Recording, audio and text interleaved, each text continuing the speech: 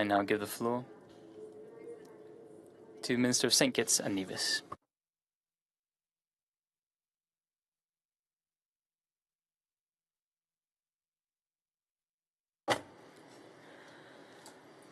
Mr. President, Excellencies, I greet you warmly on behalf of the Prime Minister, the government, and the people of St. Kitts and Nevis.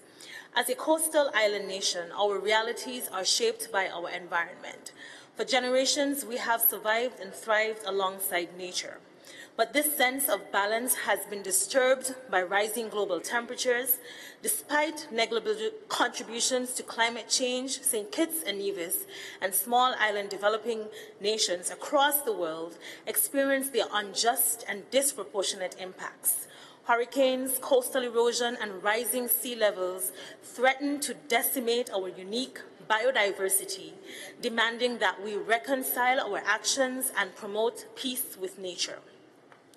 The fight for biodiversity cannot be disentangled from the climate crisis. This is why our commitment to the Kunming-Montreal Biodiversity Framework is especially critical, and why St. Kitts and Nevis supports CARICOM's position in protecting our biodiversity hotspots. The conference's theme, Peace with Nature, resonates with our national agenda of transforming our federation into a sustainable island state by 2040. Through this, we are reclaiming our resilience, clinging to sustainability as our last clear lifeline. We remain steadfast in the revision of our national biodiversity strategy and action plans. Aligning them with the KMGBF, we are setting ambitious but achievable targets for conservation, which include expanding our protected areas to cover 30% of marine and terrestrial landscapes and implementing nature-based solutions to restore ecosystems such as our mangroves and coral reefs.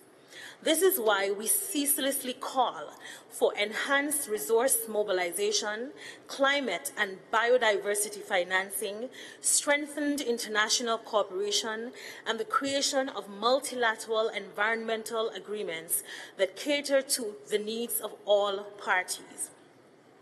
Because the global action towards protecting biodiversity to truly work and work for all, we must ensure that all voices, rural, indigenous, youth, and women, not only have equitable access to the tools and livelihood opportunities that will empower them, but are substantively included and considered in decision-making processes.